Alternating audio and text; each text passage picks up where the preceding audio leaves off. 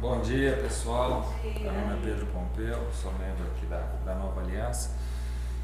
Fazendo uma repassagem rapidinha da aula anterior, há 2 semanas atrás, a gente falou sobre o que o mundo diz sobre sexualidade, né? Então a gente viu aquela coisa de gênero, que teoricamente o absoluto não é mais absoluto, né? Você olha para uma criança com genitália feminina e, segundo algumas correntes, você não pode dizer se ela é mulher ou não, ela vai decidir o que ela vai ser, quer dizer, então é a mesma coisa que uma árvore, você olhar para uma árvore e falar, não tenho certeza se isso é árvore, vai que ela acha que ela é carro, quer dizer, árvore é árvore, carro é carro, mas no sexo, né, em relação à sexualidade, as pessoas estão tentando fazer com que o cérebro humano perceba as coisas diferentes, né? E a gente viu o que a psicologia diz sobre isso, o que o mundo atual diz sobre isso, mas é uma coisa totalmente diferente do que a biologia diz também, né? A biologia, não existe célula masculina, célula neutra, existem células masculinas, existem células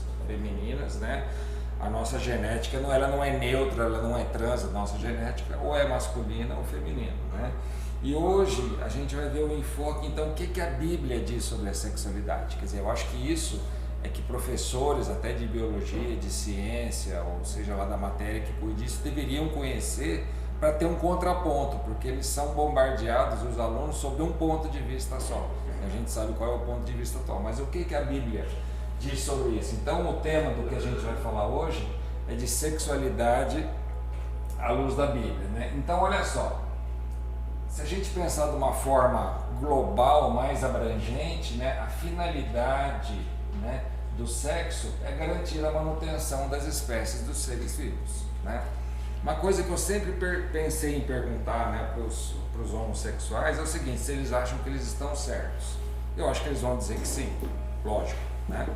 Aí eu perguntaria para eles, sim, se o que você acha está certo, e se você acha que você está certo, me cita um único paralelo na natureza que uma coisa certa para existir dependeu de uma coisa errada.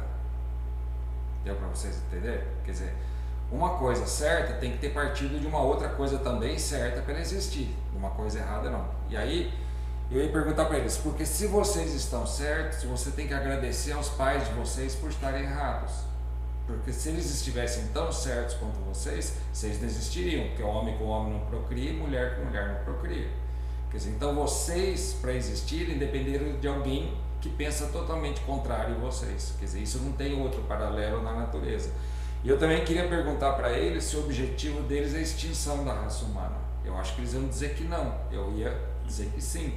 Justamente porque homem com homem não procria, mulher com mulher não procria. Quer dizer, então se o objetivo é extinguir a raça humana, eles estão no caminho certo. Se não é, eles estão no caminho errado, né? Então, olha só, por isso, né, para a manutenção das espécies de seres vivos, é que o impulso sexual é tão forte. E é forte, não adianta a gente dizer que não, né? A energia sexual é a energia biológica mais poderosa que existe no ser humano. Tá? De todas as formas de energia biológica, essa é a forma mais poderosa que tem, né? E é através dessa energia sexual que a gente torna parceiro de Deus na criação, né? Nós somos corredentores com Cristo, Ele precisa de seres humanos, né? E por que quando lá no céu, né? Veja bem, qual foi o objetivo? Tem gente que pergunta assim, mas por que Deus criou o homem? Né? Quando existia só a Trindade, Deus Pai, Deus Filho, Deus Espírito Santo, eles perceberam que a vida em si era muito boa e eles quiseram compartilhar isso com o ser humano, por isso que eles criaram o ser humano. Depois o pecado, lógico, mudou isso, né? Mas o objetivo era partilhar aquela coisa, né? Então, com isso, através da criação, né, de nós termos filhos, netos, nossos filhos terem filhos, né, a gente se torna parceiro de Deus nessa criação. E a energia sexual é a única energia capaz de gerar vida, tá? De transmitir vida. Então é uma coisa extremamente importante, né? Agora, diferentemente dos outros animais, né, o sexo na espécie humana, o homem é o único que usa o sexo não só para procriar, mas como fonte de prazer e extensão de amor. Os animais, eles só procuram o macho, só procura a fêmea e vice-versa na época da procriação. Quem já teve cachorro, alguma coisa, o cachorro viu no cio, tenta o cachorro chegar perto dela em qualquer outra época. vai levar uma mordida lascada. Quem já viu filme de animais, é mesmo assim, né? Quer dizer, então só na época da procriação é que um procura o outro e encerrou o assunto. Com o homem não, com o homem é diferente. Então isso também é uma amostra para quem diz que nós somos mais um dos animais, né? Que o homem veio do macaco. O macaco não procura a fêmea por qualquer outra situação, só na época do acasalamento, né? Então nós somos diferentes, tá? Então o sexo no ser humano ele existe como fonte de prazer e expressão de amor. Lembrando que durante muitos anos, principalmente na Idade Média, né, e principalmente naquela época que a única igreja basicamente que existia era a católica, apostólica, romana, né, o prazer no sexo era visto como uma coisa pecaminosa, o que é um absurdo. Se isso fosse pecaminoso, por que Deus teria feito regiões erógenas totalmente sensitivas, né, sensíveis, tanto no homem quanto na mulher? Não teria sentido uma coisa dessa, tá? Então olha só, né, o plano de Deus para a sexualidade humana, à luz de Gênesis 2:24 e Mateus 19:4 e 6, diz o seguinte, né? Gênesis 2:24: portanto deixará o homem a seu pai e a sua mãe e unir-se-á à sua mulher, e serão os dois uma só carne. Então esse é o objetivo da união do homem e da mulher, né? E depois em Mateus Jesus vai falar assim, né? E não disse, né, vocês não sabem que deixará o homem o seu pai e a sua mãe unir-se à sua mulher, e os dois serão a mesma carne? Quer dizer, então Jesus está respaldando Gênesis, né? Então, segundo esse versículo, o plano é que o ser humano exerça a sua sexualidade no plano de companheirismo entre homem e uma mulher, numa parceria de vida e não só de sexo. Quer dizer, isso não é para ser uma coisa leviana, e a gente vai ver depois, essa união carnal, ela tem um apelo muito grande e ela traz em si uma responsabilidade muito grande, não é uma coisa para ser leviana, como a gente vê no mundo hoje, né? Quer dizer, a pessoa passa aí por 200 experiências, né? E depois a gente viu na aula anterior o que o sexo fora do casamento pode causar. Por exemplo, doença sexualmente transmissível. Existiria dentro do sexo só no casamento? Não. Você vai pegar de quem e você vai passar para quem? Doença sexualmente transmissível existe por causa do sexo fora do casamento. Você se contaminou com alguém e passou para alguém, porque senão não teria como, né? Abortos, a gente já viu. Por que uma família constituída, a mulher vai procurar fazer aborto? Não tem o menor sentido, né? E várias outras situações, né? Então, segundo esse versículo, né, é justamente isso, que a sexualidade seja exercida com companheirismo entre o homem e a mulher, né, numa parceria de vida. O que seria essa parceria de vida? Um matrimônio, compromisso. Isso é uma parceria de vida, tá? Não é aquela coisa, né, como é que o pessoal fala? Ficar, né? Eu sou ficante, né? Já escutou esse negócio? Quer dizer, o que quer dizer ficante? Hoje é aqui, amanhã está ali. E outra coisa, né, que a gente falou naquela aula, né? A cabeça do ser humano, ela sempre funciona por comparação, né? O sapato que vocês estão usando, vocês podem gostar dele ou não gostar. Se gostar, é porque você já usou um pior. Porque se só na vida tivesse usado um, você não teria parâmetro para pensar. E se não gostar, é porque você já usou um melhor do que o que você está usando agora. Quer dizer, então a nossa cabeça sempre funciona assim. Comida, você vai no restaurante e fala, gostei desse restaurante. Por que você gostou? Porque já teve um pior que você comeu, né? Mesma coisa em relação a essas parcerias sexuais. Se a pessoa tem se ela só conhece o cônjuge dela ou vice-versa, o padrão do normal para ela é aquilo lá. Agora, se o homem ou a mulher teve várias experiências antes, ele já começa instintivamente a comparar, né? Isso aqui eu não gostei, eu gostava mais do outro do que desse aqui. Aí um dia acontece uma brigazinha lá, como é que você consegue machucar uma pessoa? Criticando ela. Ah, mas com fulano, pronto, acabou. Já olha o problema que traz para um relacionamento. Quando os dois se conhecem exclusivamente, isso não acontece, né? Então olha só, essa união, né, ela é tão completa que torna dois indivíduos sexo opostos parte de uma unidade que também deve ser indissolúvel. Isso está em 1 Coríntios 7:14. Tem alguns versículos que eu vou ler, outros a gente vai só citar, né? A importância que a Bíblia dá relação sexual, fica claro em 1 Coríntios 6,16, que diz assim, olha, ou não sabeis que o que se une à prostituta faz-se um corpo com ela, pois serão, como se diz, dois numa só carne. Ou seja, até relação, aqui ele chama de prostituta a qualquer pessoa do sexo feminino que faz sexo não casada, era o conceito bíblico de prostituição, né? Então, querendo ou não, isso faz um certo vínculo, quer dizer, então isso não é para acontecer, e isso traz problemas emocionais, psicológicos, né? Olha só, o vínculo criado pela relação sexual é intenso, mesmo quando exercido de modo leviano ou irresponsável. Não adianta você falar assim, é o que a gente vê hoje, né? Ah, não, isso é só sexo. Não, não é só sexo. Isso tem uma repercussão lá no seu íntimo diferente, né? Não adianta você dizer, a menos que você tenha um instinto animalesco, né? Quer dizer, não é assim que a maioria dos seres humanos funciona. Aquilo traz porque houve uma intimidade, houve uma relação. Eu acho que é impossível para qualquer ser humano normal ter qualquer tipo de relação sexual fora do casamento sem nenhum tipo de envolvimento. A não ser um estuprador, um psicopata, alguma coisa, senão tem que ter um envolvimento, né? Então existe essa relação emocional, né?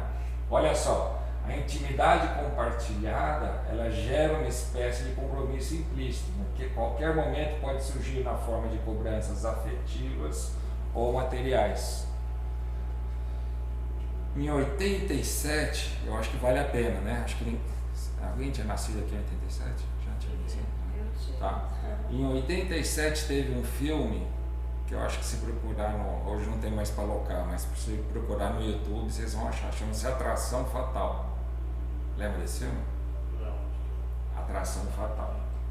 Vale a pena assistir. Esse filme na época fez muita gente que dava pulinho fora do casamento pensar 1 milhão de vezes, porque é um filme, o cara tem um caso com uma mulher. E quando ele termina, ela não aceita de jeito nenhum. E ela transforma a vida dele no inferno. É um filme muito bem feito. Mostrando assim, tá, então agora você vai me jogar fora? Eu não quero, você não quer mais? Mas aí o cara fala, mas foi só um caso. Não, você deitou na minha cama. Não pode ter nenhum significado para você. Tem que ter um significado. E aí ela faz uma série de coisas com a família dele, assim, é um filme forte, mas vale a pena assistir, quer dizer, e é uma coisa que não é real, uma coisa que pode acontecer. Então, mostrando, né, que tem cobranças afetivas e cobranças materiais. Alguém tem visto ultimamente na mídia com jogador de futebol, com isso, com aquilo? Muito. Não é? Ah, ele fez isso, ele abusou. Lembra do caso do Mike Tyson? Né, que foi preso, inclusive, porque teoricamente teve um caso, lógico que aquilo foi uma armação na época, mas de qualquer forma, olha quanta coisa teria sido evitada, quantos escândalos a gente já viu na política, de artistas, uma série de coisas por relacionamentos ilegais, fora do casamento, ainda que ele não seja casado, mas aí a moça acusa ele disso, acusa aquilo, quer dizer, olha quanta coisa. Eu lembro há uns anos atrás, um general famosíssimo nos Estados Unidos, do exército, foi exonerado sem direito à aposentadoria, o nome dele foi retirado de tudo, quer dizer, foi uma vergonha para alguém militar assim, acho que a vergonha máxima que alguém podia passar, porque ele tinha uma amante e um jornal descobriu que na intimidade ele contava alguns segredos de Estado para ela, o que é proibido, nada que fosse comprometer a nação, mas de qualquer forma era segredo de Estado. E esse cara da noite para o dia se viu assim execrado, entendeu? Era um cara super respeitado, foi tido como, é que nem o Nixon, né? Quando depois do escândalo de Watergate, ele quis se mudar para um prédio que chama Dakota, em Nova York, que é o mesmo prédio que o John Lennon morava. E não sei se vocês sabem, nos Estados Unidos, você tendo um apartamento, você só pode vender se os outros condôminos aprovarem quem vai morar lá. Ele é seu, mas se todo mundo não aprovar, a pessoa que comprou não muda, né?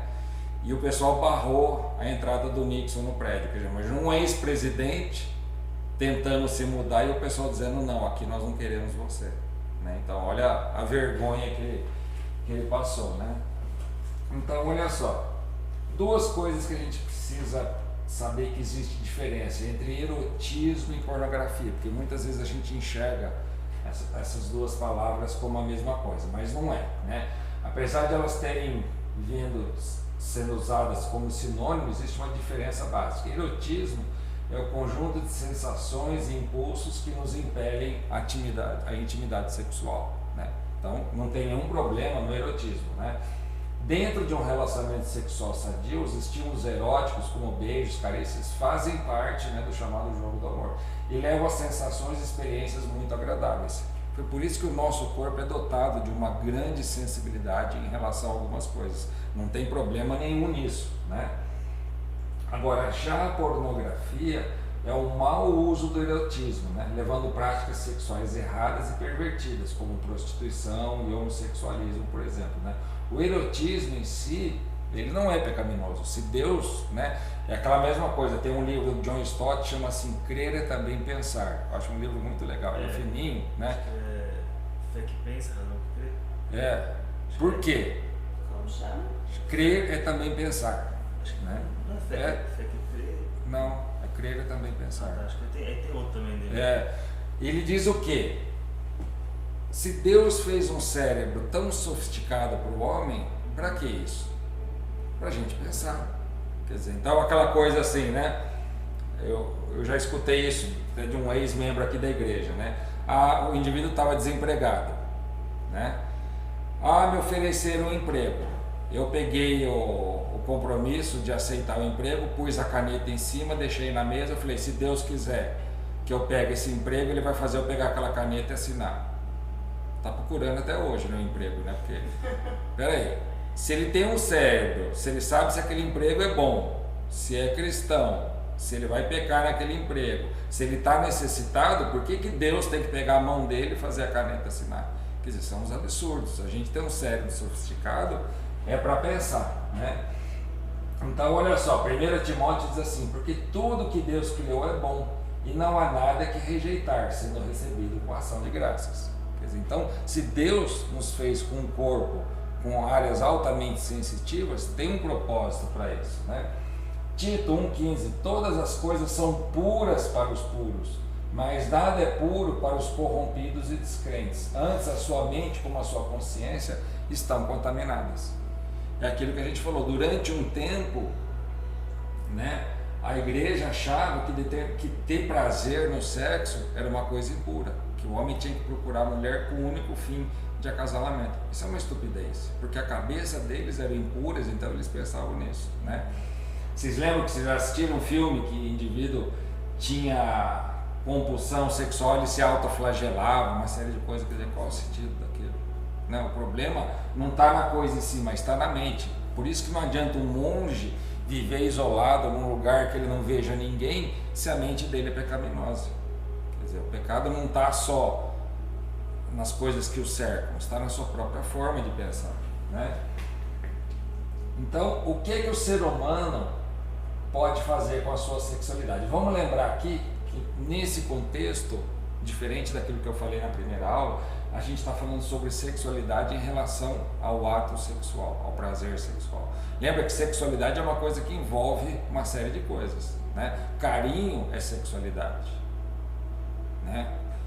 Você acarinhar uma criança, isso não deixa de fazer parte da sexualidade daquela criança, como é que ela interpreta carinho. Então, mas aqui não, aqui a gente está vendo exclusivamente do ponto de vista de contato físico, do ponto de vista sexual, que é o que a gente falou na outra aula, né? No mundo atual, será que nós somos apenas a nossa sexualidade desse ponto? Hoje parece que o mundo só dá importância para isso, né? Como se fosse a única coisa importante, né? Aí você vê as mulheres fazem transformações no corpo, né, para ter aquilo que eles chamam de sex appeal, ter um apelo sexual, tudo gira em torno disso, como se fosse a única coisa importante para a gente, né? Então, como é que a gente pode fazer com essa sexualidade do ponto de vista físico? A gente pode realizá-la, né, de uma forma estável, comprometida e heterossexual, o que nem sempre é possível, né? Você pode não ter condições de se casar, você pode não ter achado o seu parceiro, ainda não é o seu momento, então durante esse tempo você não vai poder realizá-la. Você pode realizá-la de uma forma instável, não comprometida, com relacionamentos heterossexuais sucessivos e superficiais. Isso hoje é o que impera no mundo atual, você concorda ou não? Quer dizer, eu não sei quem já viu aqui, mas eu já vi, não sei se foi na televisão, onde que eu fui, o pessoal mais novo falando assim, eu beijei 20 numa festa, eu fiz não sei o que, quer dizer, negócio maluco, né? Primeiro que deve passar doença para tudo quanto é lugar, sei lá, mas você já viram esse negócio? Parece que é meio campeonato, né? Eu beijei 10, eu beijei 15, numa noite só eu beijei não sei o que, quer dizer, é um negócio meio doido, né? Além disso, você pode realizar, né, essa sua sexualidade de uma forma homossexual, seja instável ou estável. Instável são aqueles, sei lá como é que chama, garoto de programa, né, que sai por aí. Durante uma época eu atendi alguns travestis, né, aqui no consultório, que eles passavam 6 meses no Brasil e 6 meses na Itália. E aí conversando, né, então eles vêm para cá, eles fazem uma festinha que começa na sexta-feira e termina no domingo, né? E segundo eles, nessas festinhas eles têm uma média aí de 10, 12 parceiros diferentes, né? A base de droga, álcool, aquela coisa, quer dizer, já imaginou a promiscuidade de uma situação dessa, né? Que nojo. Pois é. Então, pode-se realizar a sua sexualidade de uma forma isolada, né, pela masturbação, pode reprimir, né, violentando a natureza, o que traz consigo consequências negativas, né, reprimir do ponto de vista, assim, lógico que existem libidos diferentes, tem pessoas que têm um impulso sexual maior, tem gente que tem um impulso, tem gente que ficar sem sexo não é problema nenhum, né? O problema é naquele indivíduo que tem um impulso e de alguma forma reprime isso, ou não se casando, né? E isso pode trazer consequências psicológicas negativas, como desvios que a gente vê aí de sexualidade, né? Então a mente humana é extremamente complexa, né? Ou você pode sublimar, né, canalizando a libido para atividades alternativas e compensatórias, né? Isso de forma temporária ou permanente. Tem gente que vai para música, tem gente que vai para pintura, quer dizer, ela canaliza aquela energia sexual num outro tipo de coisa e se dá bem com isso, né? Então, não é a gente achar que o celibatário, né, seja uma pessoa anormal. Não, de alguma forma para ele, mesma coisa em relação à comida. Todo mundo tem o mesmo apetite? Não. Todo mundo gosta de doce da mesma forma? Não, tem gente que não liga. Eu, por exemplo, ligo muito pouco para doce. Para mim, se ficar anos sem comer doce não faz diferença nenhuma. Assim como tem pessoas que se ficar sem sexo durante anos também não faz diferença nenhuma. Não é um elemento importante na vida dela. Então a gente tem que saber reconhecer isso, né?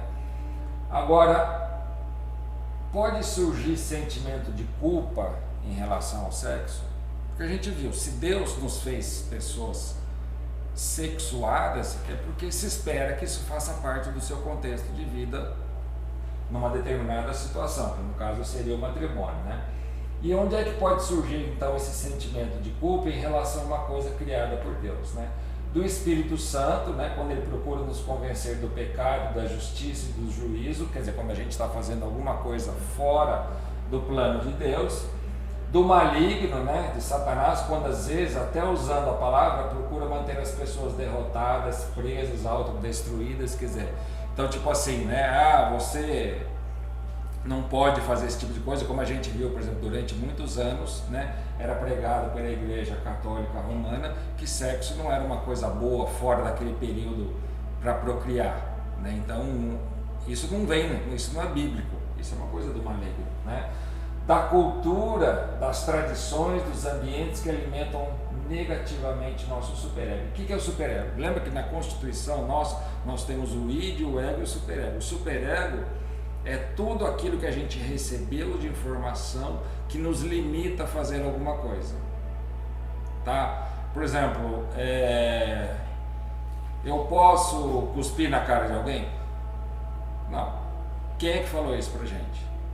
Nossos pais, né? A gente aprendeu em algum lugar. Então nosso superego fica dizendo, você não pode cuspir na cara de alguém. Ele freia isso que é o superego, tá? Só que algumas pessoas... Seria consciência. Exato, seria mais ou menos a nossa consciência, né? Então ela vai um pouquinho mais. Algumas pessoas, por exemplo, no caso, existem pais, né, ou mães que tiveram problemas de traumas sexuais na infância que passam isso para os filhos, né? Então, que sexo é pecaminoso sempre, é errado sempre, qualquer pensamento sexual é errado sempre. E aquela pessoa fica sentindo culpa quando ela pelo menos pensa em alguma coisa desse sentido, que não é saudável, mas tem muitas pessoas assim, né? Então, culturas, tradições podem fazer isso, né? E na Bíblia, a gente viu que pornografia é uma coisa e erotismo é outra. Será que tem erotismo na Bíblia? Tem. Bastante até, né? Provérbios e Cantares tem. Olha só, Provérbios 5:15, né? Como corça amorosa e gazela graciosa, saciem-se os seus seios em todo o tempo, e pelo amor seja para sempre cativado. Isso aqui está falando de amor carnal, de sexo, não está falando de algo espiritual, né? Cantares 1, 2, 4, 10 e 11, 7, 9 e 12. Eu vou ler algumas partezinhas só para vocês.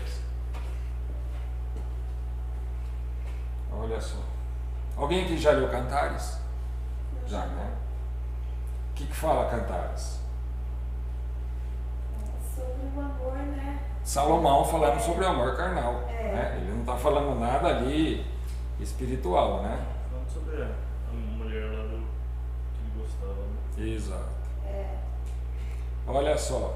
Quão deliciosas são as suas carícias, minha irmã, minha noiva amada. Teus amores são mais agradáveis que o melhor e o mais puro dos vinhos.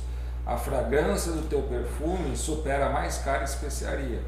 Os teus lábios gotejam a doçura dos favos de mel, minha amada noiva. Leite e mel estão debaixo da tua língua. O aroma das tuas vestes é como o perfume do Líbano. És como um jardim fechado, né? Aí, num outro contexto, ele diz assim ainda em Cantares: beija-me, o meu amado, com os beijos da tua boca, pois seus afagos são melhores do que o vinho mais nobre. Os aromas dos teus perfumes é suave. Teu nome é como Xemém, óleo perfumado que se derrama generosamente. Por isso as jovens se apaixonam por ti. Arrasta-me, pois, contigo. Corramos, leva-me ao rei, os teus aposentos, e exultemos. Quer dizer, então está falando o que sobre isso? Sobre amor carnal, isso é erotismo, a Bíblia fala sobre isso, né? Então nessas passagens a gente nota que o erotismo é uma parte natural e agradável da vida do homem, e que não nos afasta de Deus, né? A sexualidade e o erotismo são bênçãos que Deus nos dá, e não pecados em si mesmo. Pecado é quando a gente exerce isso fora dos planos de Deus, né? Então, como é que então a sexualidade pode se tornar um fator de afastamento de Deus? Já que a gente viu que é uma coisa criada por Deus, como é que ela sai dos planos de Deus, né? Quando a gente tem um comportamento sexual fora do plano de Deus. E como é que é isso? O que é comportamento sexual fora do plano de Deus? Relações sexuais antes do compromisso conjugal, quando o casal ainda não tende a assumir com o outro, né, condições de maturidade, estabilidade financeira e psicoafetiva. Quando ainda não é possível assumir um com o outro o compromisso de parceria de vida e não só de sexo, né? Então, nesse contexto, já que a gente viu que essa união, essa relação é uma parceria de vida, toda vez que você exerce isso sem ter condições de dar continuidade para isso, você está fugindo do plano de Deus, né? Então, quando é que ocorre esse tipo de situação, né? Comportamento sexual fora do plano de Deus. Vamos ver exemplos disso, né? Para adquirir experiência, né? Então, o jovem atual acha que precisa aprender antes de se comprometer com o outro. Vocês lembram de uma frase do Chico Anísio que falava assim, né? Que ele abominava a história do seu João, que foi casado 50 anos com a Dona Maria. Seu João só entendia da Dona Maria, não entendia nada de mulheres. Tá, mas por que ele tem que entender de mulheres para ficar casada com uma? O que interessava ele entender da Maria, né? Então ele está dizendo assim, você tem que ter um monte de mulher. Ele achava o cara um coitado, quem ficava casado, muitas, o pessoal entendia daquela mulher. Tá, que adianta eu entender de muitas e não ficar satisfeito com nenhuma delas? Por que eu não posso entender de uma só e me dar bem com ela? Quer dizer, esse é o que o mundo fala, né? Mas isso a gente vê muito hoje, essa coisa, né? Aí eu tenho que experimentar bastante para ver com qual que eu vou ficar, né? Aí tem uma frase de Schopenhauer, que foi um filósofo do século 20 que dizia assim, né? Se você não está satisfeito com o que tem hoje, dificilmente ficará com o que terá amanhã. Se aquela não satisfez, outra também não vai, lógico, você tem que ter uma série de parâmetros, mas se ficar nessa busca incessante, né? Quantas vezes como é que ele chama aquele cara, cantor? Fábio Júnior casou. Muitas. E não ficou satisfeito com nenhum, e não vai ficar nunca, porque ele está procurando uma coisa que não existe, não é? Até o dia que ninguém mais quiser ele vai virar o contrário, né? Aí ele vai querer alguém, porque o cara está meio detonado atualmente, né? Então, olha só, por amor entre namorados, né? Nesse caso, geralmente há o compromisso afetivo, que eles estão namorando, já tem, mas ainda não existe condições de se assumir o compromisso casual, conjugal. Então é aquela coisa, eu nasci para ele nasceu para mim. Sim, mas ainda não é o momento certo. Vocês não têm condições de dar continuidade nisso, né? Exemplo, né? Os namoradinhos de faculdade, que são de cidades diferentes. Aí eles têm um relacionamento íntimo, depois cada um vai para um lado, às vezes nunca mais se encontram. O pai de um fala, não, você vem aqui para minha cidade que você vai me ajudar agora. Quer dizer, não tinha condições de dar continuidade nisso, né? E a gente sabe, aqui, por exemplo, eu escuto relato, eu estudei em Campinas, não escutei, mas da promiscuidade que é na USP aqui em Ribeirão Preto. Dizem que é um negócio absurdo. E depois cada um vai para o seu lado, nunca mais se vê, né? Aqui Diz que em Ribeirão Preto é bem... Diz que tem festas e festas, né? Um negócio assim... Sim, tem festa toda semana. E as festas começam de quinta e param umas terças, assim. E aí só tem quarta-feira que não tem festa. Mas é estranho que você chega às vezes na faculdade e às vezes você viu uns caras assim, meio largado, bêbado, o pessoal largou lá pra dormir na faculdade. Já tá perto da aula de começar e fica lá. Aí já tem casos de pessoal que direto encontra a gente fazendo sexo no banheiro. É bem complicado, feio, né? Eu lido com pessoas de todas as idades, né? E às vezes converso com universitários, né? Eles falam assim que nessas festinhas passa lista, sabe que tipo lista de presença? De quem vai querer droga e o quanto. Na aula, vai passando lista. Eu quero 3 cigarrinhos de maconha, eu quero não sei quanto de cocaína. Aí o cara que é o dono da lista pega e vai no cobrador e te entrega na festa. Faz a lista assim. Quer dizer, super complicado isso, né? Então vamos lá. A palavra de Deus, ela adverte expressamente contra a prática do ato sexual sem o compromisso sexual, fora do casamento. Então a palavra fala que sexo fora do casamento é pecado, né? Hoje a gente falar isso para o mundo atual, a gente é visto como ET, né? O pessoal acha que você pertence a alguma outra...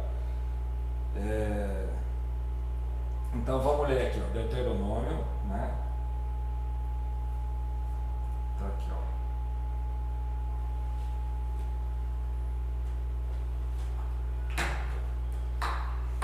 Então diz assim, ó, Deuteronômio 22, né? Entretanto, né? Se a denúncia proceder, se não acharem qualquer prova, conduzirão a jovem, né, que perdeu a virgindade até a porta da casa do seu pai, e os homens da cidade a apedrejarão, até que não lhe reste mais qualquer sopro de vida, porquanto ela cometeu uma infâmia em Israel, desonrando a própria casa do seu pai. É dessa maneira que eliminarás o mal do meio do teu povo. Se um homem for pego em flagrante, deitado com a mulher de outro, os dois deverão pagar por estes, né? Semelhante ao daquele que ataca e mata o seu próximo, né? Olha só, ele a surpreendeu no campo, e a jovem prometida pode ter gritado por socorro, sem que houvesse alguém que pudesse ouvir e salvar. Se o homem se encontrar com uma moça virgem, sem compromisso de casamento e a violentar, e eles forem ambos descobertos, ele pagará ao pai da moça 50 peças de prata e terá que casar-se com a moça, uma vez que abusou dela. Esse homem não poderá repudiá-la durante toda a sua vida. Nenhum homem terá relação sexual com nenhuma das mulheres de seu pai, por isso desonraria a cama do seu genitor, né? Se o homem for pego em flagrante deitando com a mulher de outro, né, os dois deverão pagar por esse delito com a pena de morte, o homem e a mulher com quem se deitou. Desse modo extirparás o teu mal do teu meio do povo, ó Israel. Se numa cidade um homem se encontrar com uma moça prometida em casamento e seduzi-la, deitar-se com ela, trairei ambos à porta da cidade, e os apedrejareis até que morram, né? Já imaginou se isso valesse hoje, né? Metade da população do planeta ia estar morta, ia estar apedrejada, né? Pois é, a coisa ia ficar para lá de... e complicada, mas isso de qualquer forma era a forma com a qual era tratada esse tipo de pecado em Israel, né? Quantas humilhações, quantas famílias desfeitas, quantos assassinatos inclusive a gente já viu por conta disso, né? De traição, de fornicação, quer dizer, só traz problema para o homem, né? A Bíblia fala que o homem com mente dividida não chega a lugar nenhum, quer dizer, o indivíduo, e vocês já viram aquele negócio que o indivíduo, se ele tem uma culpa, qualquer coisa que qualquer pessoa fale, ele acha que é para ele. Vocês já viram aquele negócio, quer dizer, então vamos supor, o indivíduo que trai, ele está numa festa, alguma coisa, alguém está falando por traição, o cara fala, nossa, será que isso aqui é para mim? Será que descobriram? Quer dizer, a vida do cara vira um inferno, não tem sentido, né? Acho que eu contei até uma piadinha que eu escutei outro dia na outra aula, né? Diz que o pai chega em casa, o menino adolescente fala, pai, eu quero um iPhone novo. Sei lá que número. O pai fala, você é louco, mas que iPhone novo? Já te comprei um telefone, não sei o que, vai estudar, que iPhone novo? Você acha que meu dinheiro é capim, não sei o que e tal, né? Aí o moleque fala assim, pai, será que a mãe vai gostar da Tânia? Aí o pai fala assim, que cor mesmo que você quer, filho? Nós vamos comprar quando? Quer dizer, Tânia devia ser alguém que o moleque escutou o pai falar no telefone, né? Será que a mãe vai gostar da Tânia, né? Qual a cor que você quer? Quer dizer, então olha o problema que traz, entre outros, né? O indivíduo ter telhado de vidro, né? Além do que a vida vira um inferno, né? Quer dizer, quantas chantagens pessoas, inclusive a gente já viu isso em filme e não deve ser real, que eles armam uma situação para um cara ter um caso com uma moça, aquilo está filmado, eles começam a chantagear, olha, se você não fizer isso, a gente passa esse vídeo para sua esposa, passa para sua firma, quer dizer, olha o problema que isso traz, né? E por uma coisa que dura, sei lá, 20 minutos, 30 minutos, quer dizer, é uma doença. E Satanás usa muito isso, né? Olha só, quem lembra da história de 2 Samuel 13, né? História de Aminon e Tamar, lembra? Os dois meio-irmãos.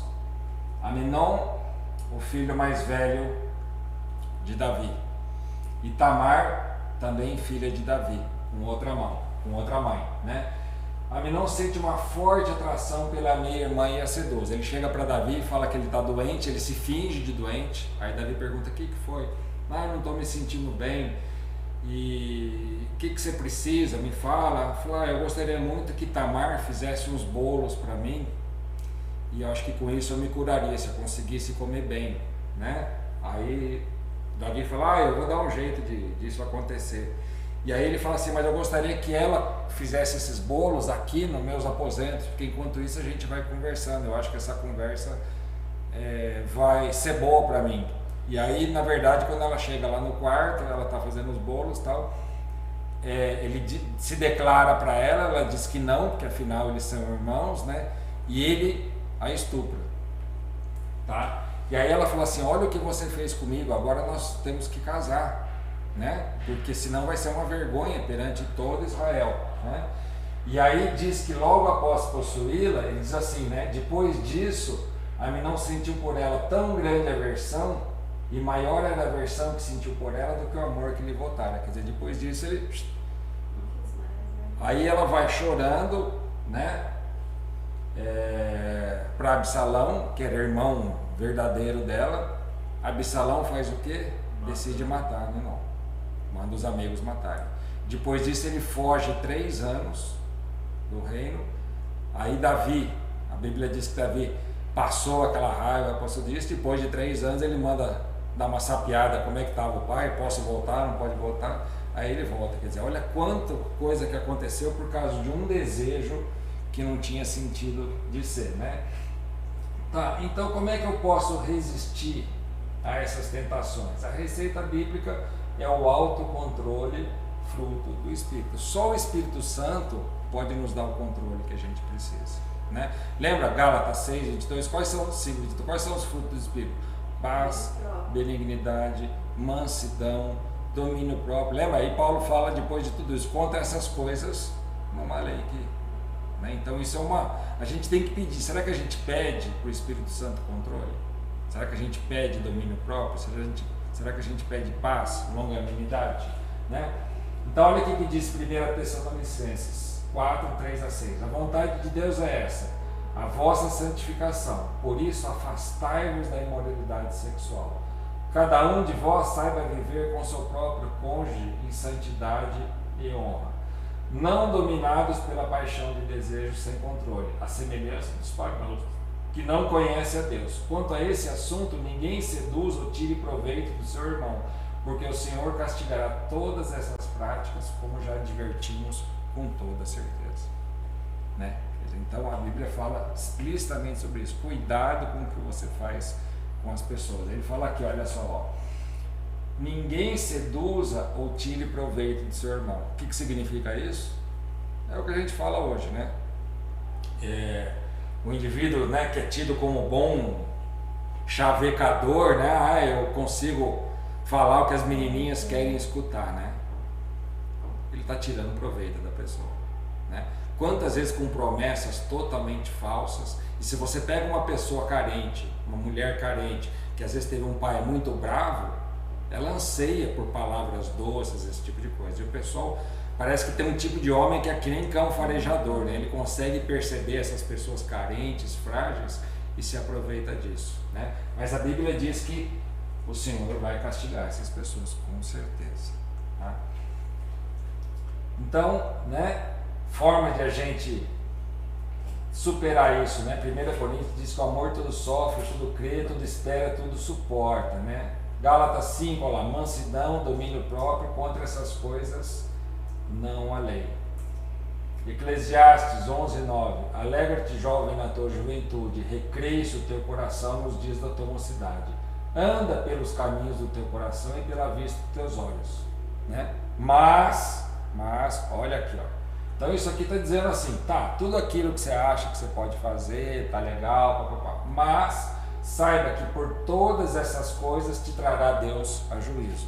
Ou seja, cuidado com aquilo que você faz, né? Achar que isso vai ficar impune, não vai. Outras práticas sexuais condenadas por Deus: adultério, incesto ou relações sexuais entre parentes íntimos. É interessante vocês lerem Levítico 18:6. Ele fala sobre todas as formas de incesto possíveis. É muito legal isso. Relações sexuais sem amor, sem comprometimento mútuo, pelo simples prazer ou em troca de dinheiro ou favores, né? No primeiro caso falamos de fornicação, né? E no segundo de prostituição, quer dizer, quando envolve dinheiro, é prostituição, né? E pelo simples prazer, fornicação. Eu assisti uma série na Netflix. Às vezes quando você liga na página inicial aparece umas, como é que chama? Recomendações, né? Aí eu assisti ontem, até passei para a Júlia, nossa, que horror isso aqui, né? Chama O Golpista do Tinder. Eu nem conhecia esse tal de Tinder, você já viu falar? Vou falar uma história doida de um cara, né? Um israelense. Isso. Que ele seduz uma mulher e assim vai buscar ela de Rolls Royce, não sei o que, Aí ele fala que o pai dele não transferiu um dinheiro, ele pega o cartão dela, dá um golpe nela violento, e esse financia o próximo golpe que ele vai dar. Ele sempre age com o dinheiro do outro, porque ele mesmo não tem nada. E assim vai, e aparecem as mulheres que foram enganadas por ele, nesse documentário, meio filme, meio documentário, né? Então é um negócio maluco, né? Então cuidado com isso, né? Então as pessoas, ele pega pessoas carentes, ele consegue, acho que, perceber na conversa, sabe, aquelas pessoas que, e aí vão entregando dinheiro para ele, né? É justamente isso, né? Então a gente está falando aqui de fornicação, né? No caso delas, né? Bestialismo ou zoofilia, né? A gente já falou na outra aula que a AIDS, ela entrou no mundo por causa de bestialismo, né? Pedofilia, que é uma coisa que anda muito em voga nisso, né? Eu não sei se vocês sabem, dizem que existe nessa, como é que chama? Internet, rede, né? infraweb, isso, Web, né? que circula muito esse negócio de pedofilia, né? Inclusive eu fiquei sabendo que muitos dos que vendem esses vídeos são os pais. Sim, é uma forma de o cara ganhar dinheiro. Ele vende vídeos de filhos dele. Tem gente que sequestra, faz isso, mas tem gente que faz com os próprios filhos. Quer dizer, é um negócio absurdo, absurdo. Necrofilia, homossexualismo, sexo anal, né? Olha o que ele diz Levítico 18, 22 e 23. Com homem não te deitarás como se fosse mulher. É abominação. Não te deitarás com o animal para te contaminares com ele. AIDS. A mulher não se porá perante um animal para juntar-se com ele. É perversão. Eu falei para vocês que já existe aqui em Ribeirão aquele contrato de poliamor, né? Que são um homem morar com duas mulheres com um homem, e agora já existe poliamor com animal. Então a nossa família, por contrato, sou eu, você, ela e o cachorro. Aonde é que nós conseguimos chegar? Quer dizer, onde é que, o que mais falta, né? Romanos 1, 26 e 27. Pelo que Deus os abandonou às paixões infames, até as suas mulheres usaram o uso natural, no contrário à natureza. Ele está falando aqui de homossexualismo feminino.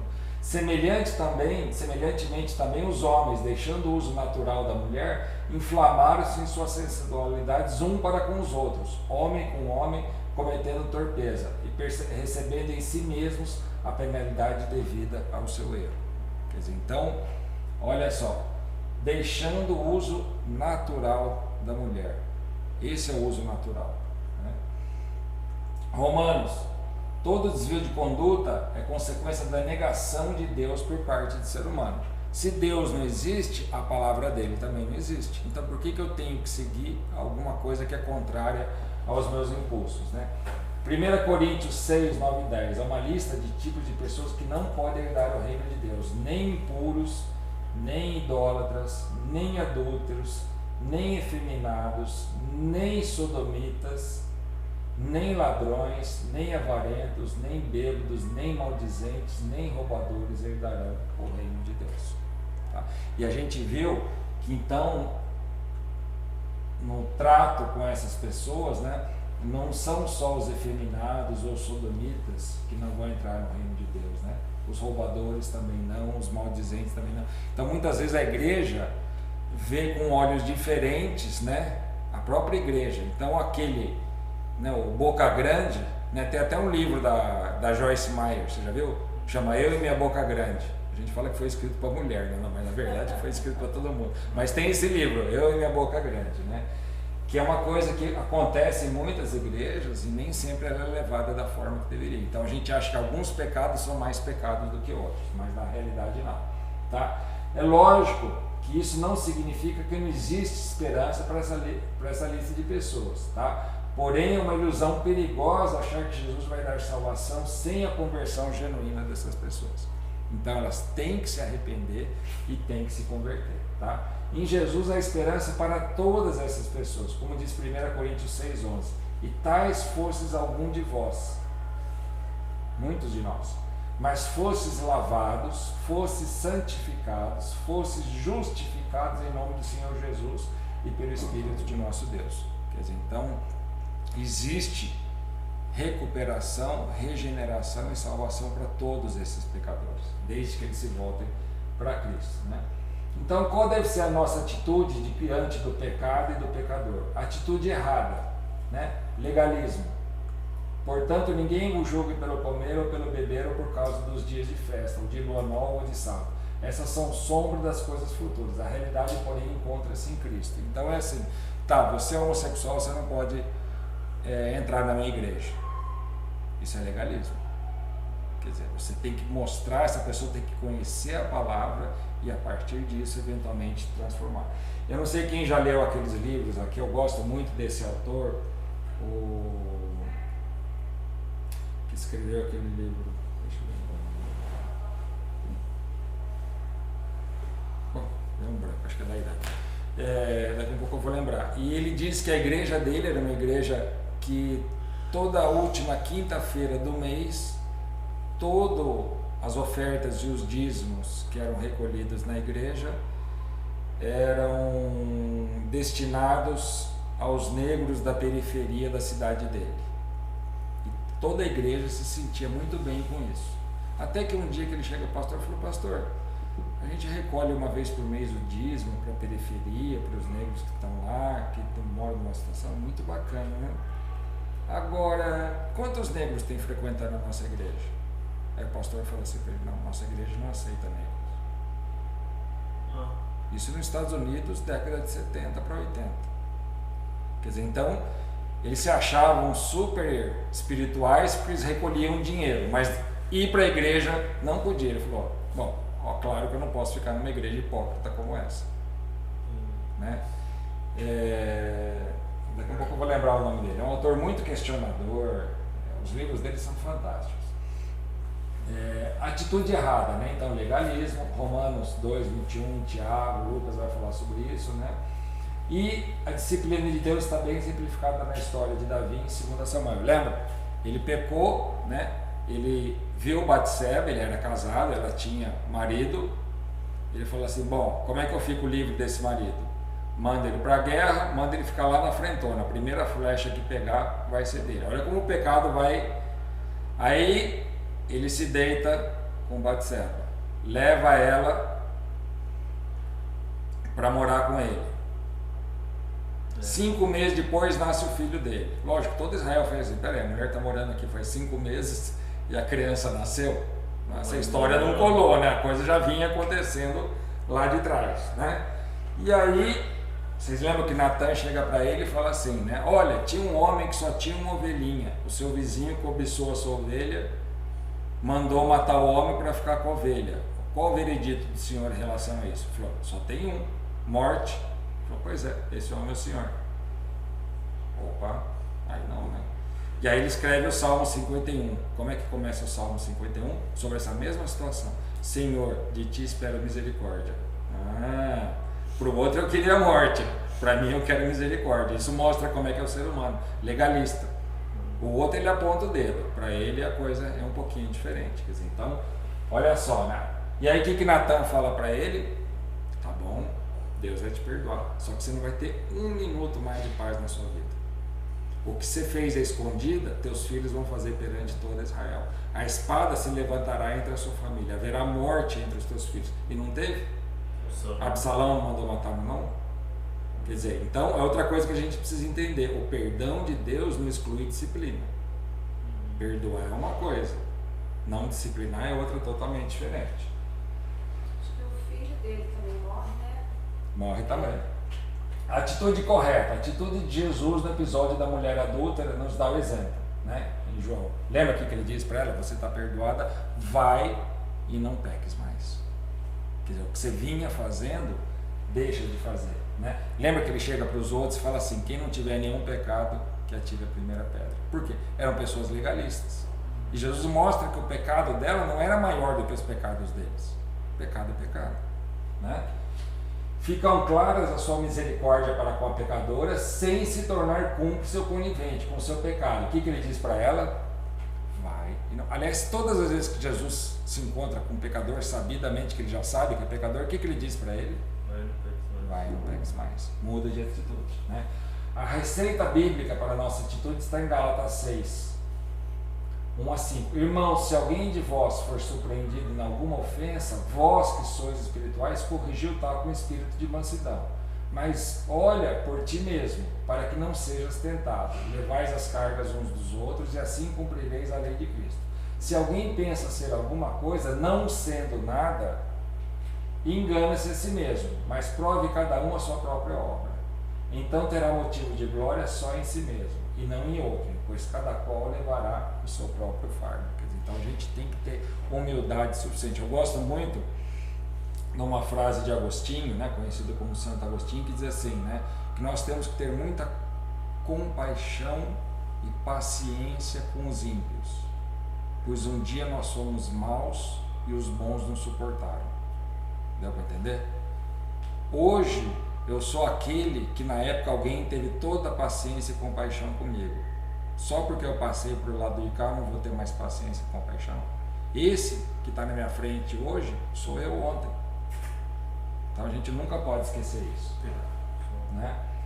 Se alguém está em pecado sexual, confesse o seu pecado perante Deus, se arrependa e mude de atitude, como condiz com aquele que verdadeiramente se arrependeu, né? Lembra que a palavra metanoia significa o quê? Mudança de atitude. E confie na promessa de Deus em sua palavra, dada em 1 Coríntios 6,11.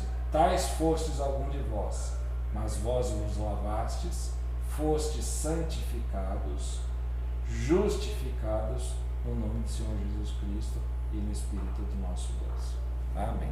Então que a gente saiba, à luz da Bíblia, orientar os nossos amigos, os nossos colegas, os nossos filhos, do que é que Deus diz sobre esse impulso tão forte que é o impulso sexual e qual a forma correta de a gente exercer isso. Claro que a gente está num mundo que isso representa 2% do que o mundo fala, 98% é contrário de tudo isso que a gente sabe, né? A mídia fala isso, a televisão fala, as músicas falam, o cinema fala, a novela fala, sei lá eu quem mais fala.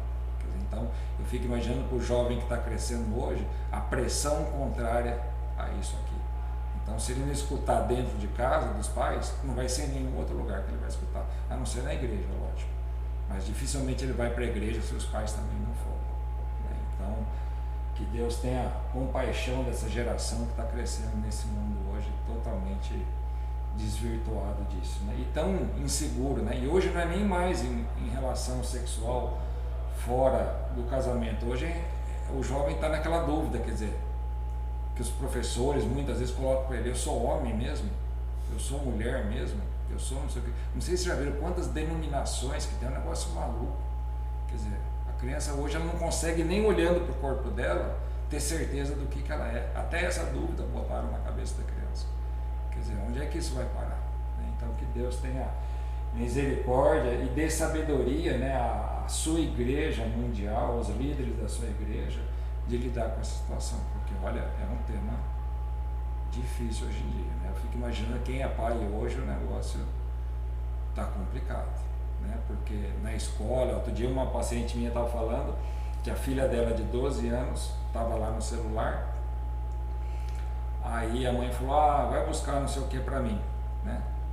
E a menina deixou o celular aberto. O menino da classe dela, de 12 anos, aí a mãe fez se passar por ela, enquanto ela foi lá buscar o negócio. O menino de 12 anos, falando como ele ia enganar o pai dela e como ele ia enganar a mãe dela, porque ele queria ficar com ela sozinha, que eles iam fazer umas coisas que ele tinha aprendido a fazer, que ia ser muito legal para ela, como é que ela dava balão na mãe dela, e como é que ele dava... Aí a mãe foi se passando, né? Aí a hora que viu que o negócio, né, a menina chegou, ela saiu e falou: quem que é o fulano? O menino da minha classe. Não, o menino da sua classe, tá? Aí ela foi na escola, pegou o telefone dos pais, falou: veja o negócio de mensagem do seu filho para minha filha, olha o que seu filho está querendo fazer. Ela falou: minha menina ainda é bobinha, 12 anos, mas o cara já mais espertinho, parece que tinha 14, o menino, dando dicas para ela de como ela enganar a mãe dela, de eles irem num lugar que ele ia mostrar para ela umas coisas bacanas que ele tinha aprendido. Quer dizer, olha o perigo de hoje em dia, quer dizer, é um mundo para lá de complicado. Se você terceirizar isso para outros, esse tipo de coisa, não vai dar certo, né? E às vezes os pais têm aquela barreira toda de não querer. Se ele não aprender dentro de casa e da igreja o que é correto, ele vai aprender lá fora. E lá fora a gente sabe como é que as coisas estão, né? Acho que era mais ou menos isso, gente. Obrigado pela presença. Obrigada a você.